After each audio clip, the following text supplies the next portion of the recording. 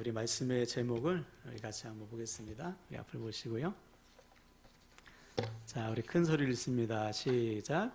사명의 불이 있습니까? 아멘. 사명의 불이 있습니까? 라는 제목으로 말씀 증거하겠습니다. 우리 앞뒤 잡아보시고 우리 축복하겠습니다. 사랑합니다. 축복합니다. 축복합니다. 아멘. 지난 주일에 우리 예수 동행훈련 2기 수료식이 있었습니다. 6주간의 훈련을 다 마치고요. 예수님과 동행하면서 변화된 자신의 삶을 고백했어요. 그럼 그 고백이 주님 앞에 서는 그날까지 지속되길 바랍니다. 부득이한 사정으로 이번 훈련에 동참하지 못한 지체들은 내년 봄에 또 있습니다. 내년 봄에 3기가 있으니까요.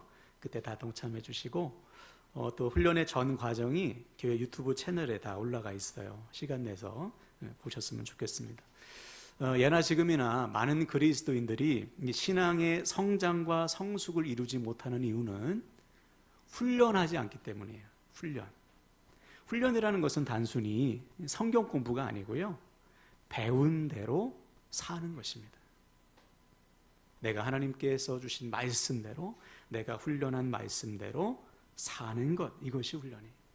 그래서 주님은 마지막 제자들에게 이렇게 선포하셨어요. 우리 앞을 보고 한번 읽어볼까요? 마태복음 28장 20절 읽습니다. 시작.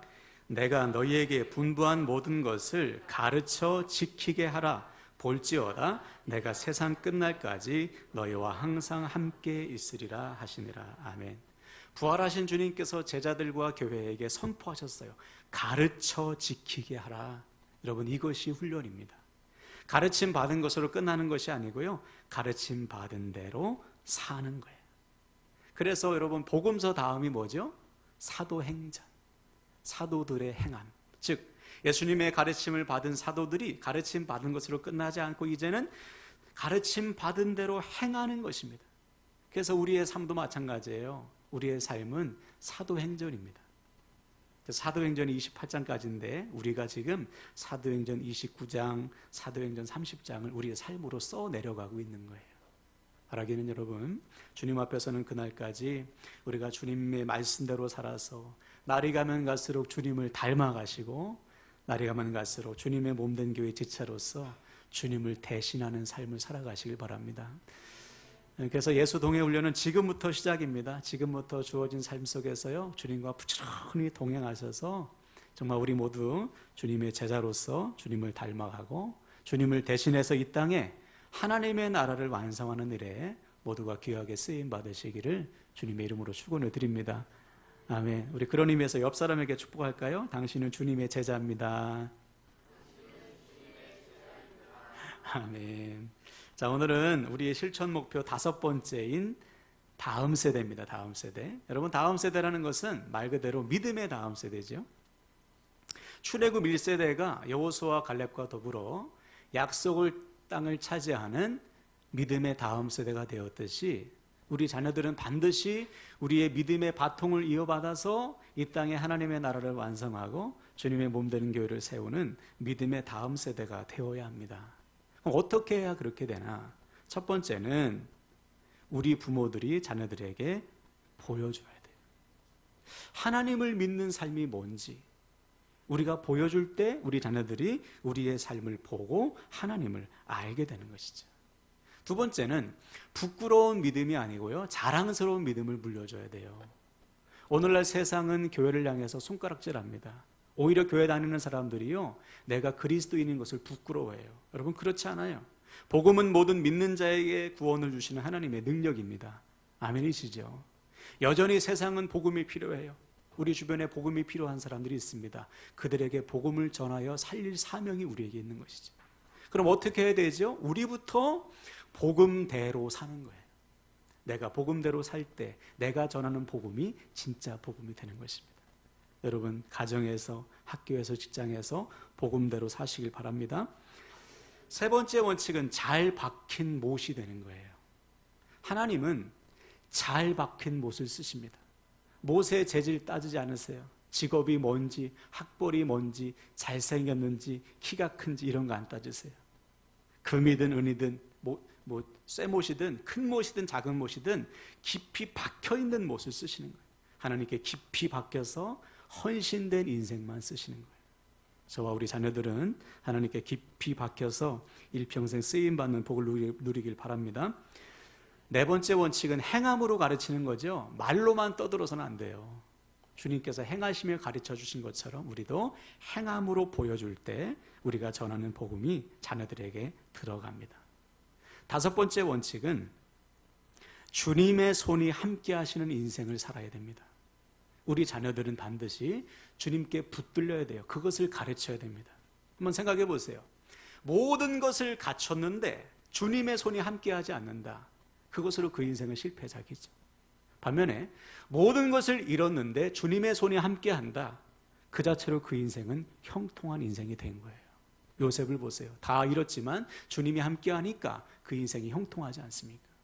우리와 우리 자녀 역시 하나님 손에 붙들려서 일평생 형통한 인생 되기를 주님의 이름으로 간절히 축원을 드립니다. 여섯 번째 원칙은 그 바로 전 시간에 나누었던 갈대상자 인생이었죠. 여러분 모세의 부모는 갓난 모세를 갈대상자에 담아서 강에 띄웠어요. 그때 어떠한 일이 일어났죠? 바로의 딸이 공주가 모세를 건져서 자기 양자로 삼습니다. 이것은 전적인 하나님의 은혜지요. 하나님의 섭리와 계획 안에 이루어진 일입니다. 언제 이러한 일이 일어났죠? 모세의 부모가 모세를 하나님께 맡겼을 때. 우리 인생도 마찬가지예요. 여러분 우리 인생은 우리의 힘과 지혜와 능력으로 계산으로 사는 게 아니에요. 하나님의 은혜와 섭리로 우리가 사는 것입니다. 아멘이십니까? 그러므로 우리 역시 우리의 삶을 전적으로 주님께 맡겨야 되는 거예요. 어떻게? 우리 인생의 방향키를 주님께 드리고 날마다 믿음의 눈을 들어 하늘의 창을 열고 노아가 방주의 창을 보고 하나님께 기도했듯이 우리도 하나님을 향해서 눈을 들어 하나님께 기도하며 우리의 삶을 맡길 때 하나님 우리의 삶을, 우리 자녀들의 삶을 한 채 오차도 없이 인도하실 것을 믿으시길 바랍니다. 아멘. 자, 오늘은 일곱 번째 원칙으로 한번 따라할까요? 사명의 불. 결론적으로 말씀드리면 우리와 우리 자녀 세대는 반드시 마음에 불이 있어야 돼요. 무슨 불이냐? 사명의 불입니다. 즉 주님께서 나를 부르신 그 부르심대로 살 때 우리의 삶은 온전한 삶이 됩니다. 먼저 질문을 드릴게요. 지난 주일에 우리는 우리의 소망이 하늘에 있다고 했죠. 우리 좀 전에 찬양했지 않습니까? 잠시 세상에 내가 살면서 항상 찬송 부르다가 날이 저물어 오라 하시면 기쁨으로 주님께 나아가리. 세상의 집을 다 내려놓고 빛난 면류관 받아 쓰고 천국에서 영원히 살기를 원한다. 여러분 지금이라도 당장 하나님 나라 가서 주님과 영원히 살고 싶잖아요. 아멘이십니까? 네. 근데 왜 사시죠 지금 이 땅에서? 이게 질문이에요. 이 유한한 세상, 아침 안개처럼 금방 없어질 이 세상에 우리가 왜 이렇게 힘겹게 하루하루를 살고 있냐 말이에요. 무엇을 위해서? 바로 하나님의 부르심, 사명 때문에 사는 것이죠. 나 같은 죄인을 찾아오셔서 나를 택하시어 나를 부르신 그 사명 때문에 우리가 사는 것이지 이 세상에 우리가 무슨 미련이 있다고 사는 것입니까? 오직 부르심대로 사는 것이다. 마태복음 17장에 보면 일명 변화산 사건이 기록되어 있어요. 주님이 3명의 제자를 부르셔서 변화산으로 올라가십니다. 거기서 신적인 모습으로 변화하셨어요. 그리고 모세와 엘리야를 부르셔서 그들과 대화하십니다. 이것까지 제자들에게 보여줬어요. 그 모습을 본 베드로가 너무 좋은 거예요. 너무 황홀한 거예요. 이 천국을 보는 거 아닙니까 지금 베드로가? 주님께서 천국을 보여주시는 거예요. 그러니까 뭐라고 말하죠? 주님 여기에 초막 셋을 짓고요 영원히 여기서 살았으면 좋겠습니다. 산을 내려가기 싫다는 것이죠. 여기가 천국이니까 여기에 계속 있자. 근데 주님이 뭐라고 하셨어요? 아니다. 주님은 산을 다시 내려가셨어요. 왜 내려가셨을까? 주님에게는 사명이 있었기 때문에, 십자가 사명이 있었기 때문에 산을 내려가신 것이죠. 한번 생각해 보세요. 주님인들 왜 그곳에 계속 있길 원치 않으셨겠어요? 지금이라도 당장 아버지 하나님께로 올라가 하나님과 영원히 살고 싶은 마음이 주님께 있으셨겠죠. 근데 주님은 이 땅에 남으셨어요. 왜? 하나님께서 맡겨주신 사명이 있기 때문에. 하나님께서 주신 십자가 사명이 있기 때문에 이 땅에 남으셨단 말이에요.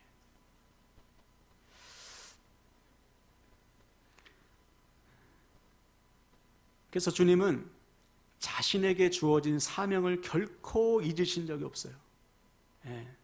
여러분, 주님께서 처음 이 공생의 사역을 시작하실 때 이 사명을 잊게 하기 위해서 마귀가 얼마나 유혹했죠? 3번이나 유혹하고 마지막에 뭐라고 유혹했어요? 야, 나한테 경배하면 너 이 산 밑에 보이는 모든 천하 만물을 다 너에게 줄게. 너 나를 섬겨라. 그때 주님께서 그 유혹을 단호하게 뿌리치셨죠. 또 주님께서 다닐 때마다 사람들이 얼마나 따라다녔습니까? 수많은 군중들이 따라다니면서 나중에는 왕 삼으려고 했어요. 오병이어의 기적이 막 일어나니까 막 왕을 삼으려고 사람들이 했을 때 주님은 어떻게 했어요? 그 자리를 피하셨어요. 왜? 주님께서 이 땅에 오신 목적은 왕 되시기 위함이 아니고 우리를 위해서 목숨을 내어주시기 위해서, 죽으시기 위해서 오셨기 때문에. 심지어 제자들도요, 주님이 왕 되시면 내가 한 자리 차지하기 위해서 막 서로 막 싸울 때 주님께서 제자들에게 주님의 사명을 분명히 선포하셨어요. 자, 어떤 선포일까? 마가복음 10장 45절 앞을 보고 읽어볼까요? 있습니다. 시작. 인자가 온 것은 섬김을 받으려 함이 아니라 도리어 섬기려 하고 자기 목숨을 많은 사람의 대속물로 주려 함이니라. 아멘. 그렇죠. 주님은 자신의 사명을 잊으신 적이 없습니다. 날마다 십자가의 길로 더 가까이 나아가셨던 거예요. 그래서 마침내 십자가에 달리사 우리의 죄를 대신하여 자신의 목숨을 내어주심으로 사명을 완수하셨습니다. 여러분, 이때 주님의 마음이 어땠을까요? 십자가에 달리실 때 억울하셨을까요? 아버지, 내가 아버지께 순종한 결과가 이겁니까? 이것밖에 안 됩니까? 내가 이렇게 충성했는데 결국 십자가 죽음입니까? 자신의 삶을 하나님 앞에 원망하면서 불평했을까요? 그렇지 않습니다.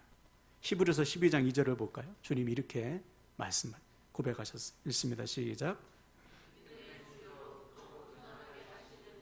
예수를 바라보자 그는 그 앞에 있는 기쁨을 위하여 십자가를 참으사 부끄러움을 개의치 아니하시더니 하나님 보좌 우편에 앉으셨느니라. 아멘. 그렇죠. 우리 주님은 기쁨으로 십자가 지셨다는 거예요. 왜요? 십자가 뒤에 주어질 기쁨을 보셨기 때문에. 어떤 기쁨? 우리 같은 죄인이 구원받아 하나님의 자녀가 되는 기쁨. 자신을 보내신 하나님의 뜻이 이 땅에 이루어지는 것을 보는 기쁨을 보셨기 때문에, 그 기쁨을 아셨기 때문에 기쁨으로 십자가를 지셨다. 끝까지 사명을 완수하신 거예요. 우리도 마찬가지예요. 여러분, 누가 사명을 끝까지 완수할 수 있습니까? 사명 뒤에 주어질 기쁨을 내다보는 자만이 끝까지 사명 완수할 수 있습니다.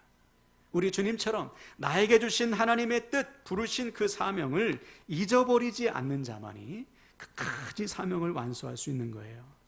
그래서 우리 주님은 새벽마다 밤마다 하나님 앞에 나아가 자신을 부르신 하나님의 뜻을 가슴에 늘 새기셨어요. 하나님과의 친밀한 교제 속에서 자신을 부르신 하나님의 사명을 날마다 확인했던 거예요. 우리도 마찬가지예요. 어떤 분이 이렇게 말씀할 수 있죠. 목사님, 저는 아직 사명이 없는데요. 하나님 저에게 사명 안 주셨는데요. 그리고 사명은 목사나 선교사만 주는 거지 우리 같은 평신도가 무슨 사명이 있습니까? 이렇게 말씀할 수 있어요. 그렇지 않습니다. 성경에 기록된 모든 사람들은, 주님을 만난 사람들은 모두가 사명을 받았어요. 제자들을 부르실 때 그냥 부르시지 않았죠. 야, 나랑 좀 놀자, 나 심심하다, 이렇게 부르시지 않고 나를 따라오라, 내가 너희로 사람을 낚는 어부가 되게 하리라. 이처럼 주님은 사람을 부르실 때 분명한 목적을 가지고 부르신 거예요. 더 나아가 부활하신 주님은 우리 모두에게 공통된 사명을 주셨습니다. 자, 어떤 사명일까요? 사도행전 1장 8절, 여러분 잘 아시는 말씀입니다. 자, 우리에게 주시는 말씀을 한번 생각하며 읽겠습니다. 시작. 오직 성령이 너희에게 임하시면 너희가 권능을 받고 예루살렘과 온 유대와 사마리아와 땅끝까지 이르러 내 증인이 되리라 하시니라. 아멘. 따라합시다. 내 증인이 되리라. 바로 이거예요. 주님은 우리를 증인으로 부르셨어요. 주님의 증인, 부활의 증인, 십자가의 증인, 나 같은 죄인을 살리시기 위해 자신의 생명을 내어주신 주님을 증거하는 증인으로 우리를 부르셨어요. 여러분 한번 생각해 보세요. 여러분이 맛있는 맛집 하나를 찾아도 가족들 데리고 가고 싶고 친구들에게 소개하고 싶지 않습니까? 하물며 나에게 생명을 주신 주님, 나에게 구원을 주시기 위해서 자신의 생명을 내어주신 십자가의 주님을 만난 사람이라면 어떻게 가만히 있냐 말이에요. 그 대상이 나의 가족이라면, 나의 자녀라면, 나의 부모 형제라면, 내가 정말 사랑하는 친구라면, 이웃이라면 더더욱더 눈물로 그들에게 호소해야 정상이죠.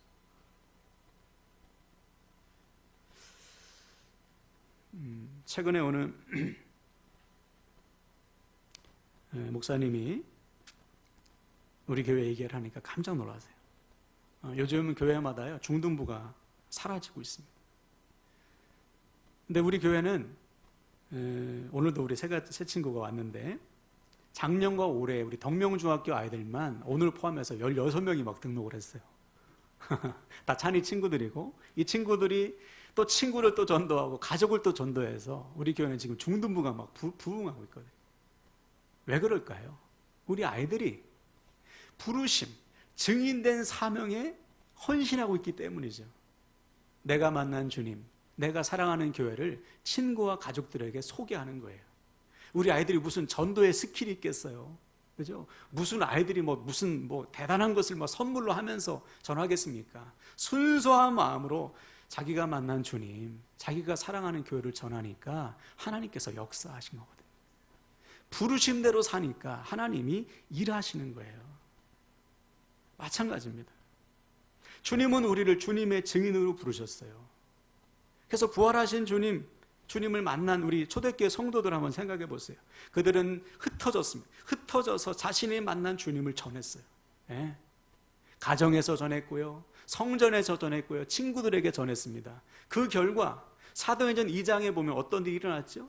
구원받은 자의 수가 날마다 더해지고 교회는 칭송을 받았어요. 또 사도행전의 다른 기록에 보면 말씀이 흥왕하여 세력을 얻고요, 허다한 제사장의 무리가 주님께 돌아오고요, 제자의 수가 심히 많아지는 구원의 역사, 생명의 역사가 나타났어요. 언제? 교회가, 성도들이, 믿는 자가 주님을 만난 사람이 사명대로 살았기 때문이죠. 근데 오늘날 교회 현실은 어떻습니까, 여러분? 칭송받기는커녕 조롱받고 있잖아요. 구원받는 자의 수가 날마다 더해지기는커녕 너무나 많은 사람들이 교회를 지금 떠나고 있어요. 썰물처럼 막 빠져나가고 있어요. 제자의 수가 심히 많아지기는커녕 교회의 다음 세대가 지금 초토화되고 있는 거예요. 왜 그럴까요? 이유는 한 가지입니다. 교회가 사명대로 살지 않고 있기 때문이지. 사명을 잃어버리고 세상 속에서 똑같이 살다 보니까 우리를 통해서 생명의 역사, 성령의 역사가 없는 거예요. 반면에 지금도 사명대로 사는 사람을 통해 하나님은 역사하십니다. 주님의 부르신 대로 살아가는 사람들을 통해 주님은 지금도 생명을 살리고 있어요. 왜? 하나님은 살아계시기 때문에. 할렐루야. 그러므로 사랑하는 여러분, 오늘 우리에게 주신 사명이 뭔지 우리가 우리 마음을 들여다봐야 됩니다. 주님께서 우리를 주님의 증인으로 부르셨는데 우리는 지금 주님의 증인으로 살아가고 있는가? 우리에게 주신 사명을 우리가 점검해야 될 때가 온 거예요. 한번 묻겠습니다. 여러분 지금 뭐 때문에 사세요? 여러분이 살아가는 목적이 무엇입니까? 우리 자녀 세대 무엇을 위해서 사십니까? 주님의 부르심이 아니라면 우리는 헛된 삶을 살고 있는 거예요. 주님께서 우리에게 이렇게 길을 주셨는데 부르심을 모르고 산다면 딴 길로 가는 것입니다. 그렇게 살다가는 망할 수밖에 없어요. 주님을 만나 주 안에서 다시 태어난 사람들은 더 이상 자신의 욕심대로 살 수 없어요. 부활하신 주님을 만난 바울의 질문처럼 주님, 내가 무엇을 하리까? 나를 택하시고 나를 찾아오셔서 나를 부르신 주님의 뜻대로 살 수밖에 없습니다. 배와 그물과 잡은 물고기를 버려두고 주님을 따랐던 제자들처럼 지난날의 욕심을 버리고 주님의 부르심을 따라 살 수밖에 없어요. 주님을 만난 사람이라면 그 사람을 통해서 하나님은 지금도 역사하시는 것입니다. 그러므로 사랑하는 여러분, 오늘 말씀을 통해 우리의 부르심, 주님께서 나를 부르신 부르심이 뭔지 여러분 마음을 점검하셨으면 좋겠어요. 그래서 이런 성경을 보면 이 부르심을 잃어버리면요, 삶이 무너지더라고요. 하나님이 부르셔서 부르신 대로 살면 하나님의 능력이 임하는데 부르심을 잃어버리니까 삶이 무너지더라고요. 예를 들어 엘리야를 보세요. 하나님께서 엘리야를 그 악한 아합, 북이스라엘 왕 중에 가장 악한 시대가 아합 아닙니까? 그 시대에 하나님의 선지자로 부르셨어요. 죽은 목숨이잖아요. 내가 하나님의 선지자입니다. 그러면 죽어야 돼요. 그런데 담대히 아합 앞에 섰어요, 엘리야가. 그래서 어떻게 했습니까? 바알의 그 선지자들과 막 대결하면서 기도하니까 하늘에서 불이 막 임해요. 그리고 3년 반 동안 가물었던 땅에 비가 내립니다. 위대한 선지자죠, 엘리야. 그런데 하루아침에 엘리야가 어떻게 됐어요?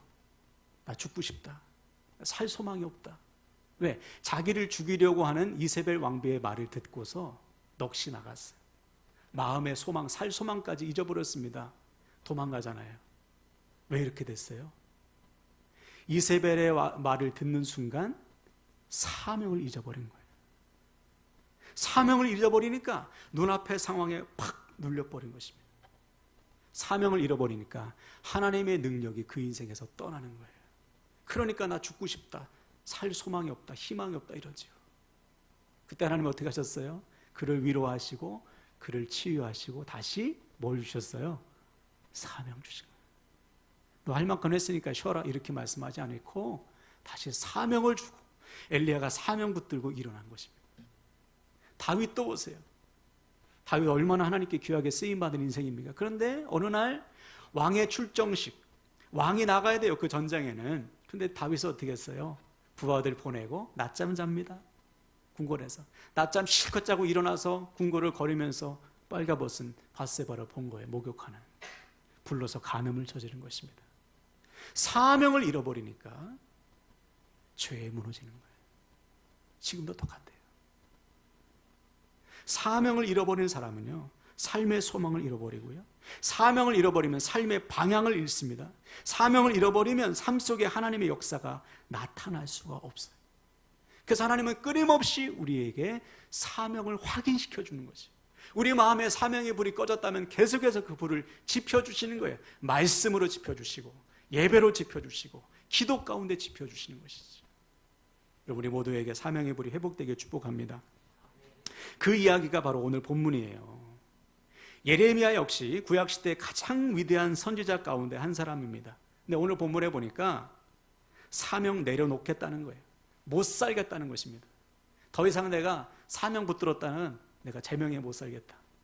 이유가 7절 8절에 나와 있어요. 제가 읽겠습니다. 여호와여, 주께서 나를 권유하심으로 내가 그 권유를 받았사오며 주께서 나보다 강하사 이기셨으므로 여호와의 말씀으로 말미암아 내가 종일토록 치욕과 모욕거리가 됨이니이다. 여호와의 말씀으로 말미암아 내가 조롱거리가 되니 사람마다 종일토록 나를 조롱하나이다. 내가 말할 때마다 외치며 파멸과 멸망을 선포함으로 여호와의 말씀으로 말미암아 내가 종일토록 치욕과 모욕거리가 됨이니이다. 쉽게 말해서 이 말이에요. 하나님, 제가 하나님 말씀대로 순종해서 하나님 말씀대로 전했더니 내게 돌아오는 것은 치욕과 모욕밖에 없습니다. 내가 하나님의 말씀에 순종했더니 나에게 돌아오는 거 아무것도 없고요, 사람들이 나를 싫어해요. 그래서 더 이상 못 살겠어요. 나 사명 내려놓겠습니다. 자, 그때 하나님께서 어떻게 하셨어요? 그래, 할 만큼 했다, 쉬어라, 이렇게 안 하셨어요. 자, 9절을 보십시오. 어떤 일이 났는지. 9절을 다 함께 읽겠습니다. 시작.